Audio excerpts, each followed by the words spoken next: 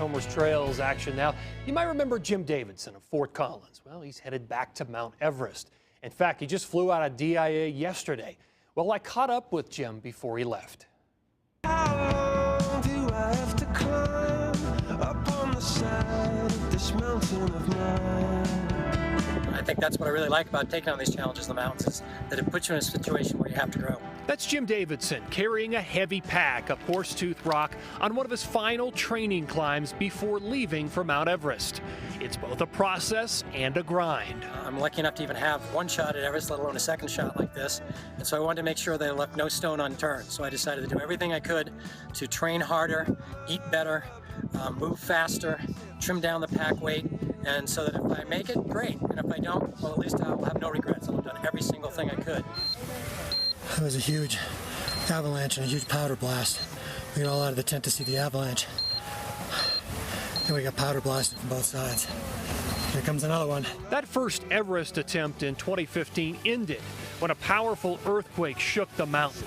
You might remember Jim from a Tomers Trails story just before that expedition. I read all these books in the 60s and 70s about Everest, and I just dreamed about how did people even go there. I didn't think I'd ever really get the chance, but I thought it'd be a magical dream if I could go there. And climbers returned to Everest in 2016. I think 2016 went real well, and that was encouragement for me and probably a lot of other people to go back and try again. That's one of the things about climbing. You prepare the best you can, but the mountain calls the shots. Interesting enough, I don't actually visualize myself standing on the summit.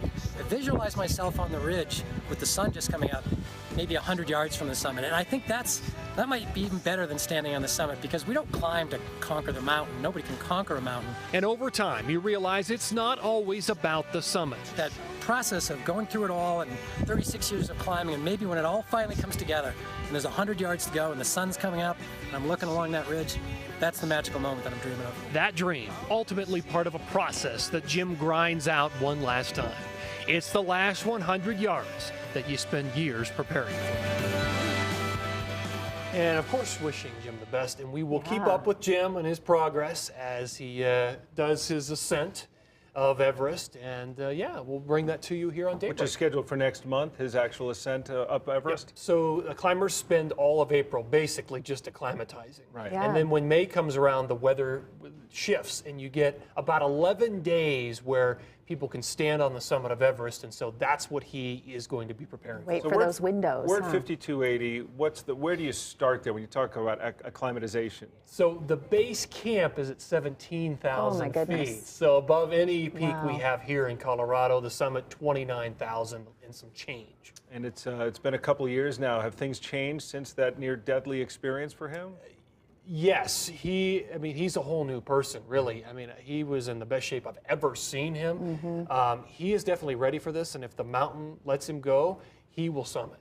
Yep, you just hope for that. I have no doubt that he will if he's able to. Yeah. Interesting. Best All right. of luck. Thanks, Chris. It's almost 8 o'clock, coming up on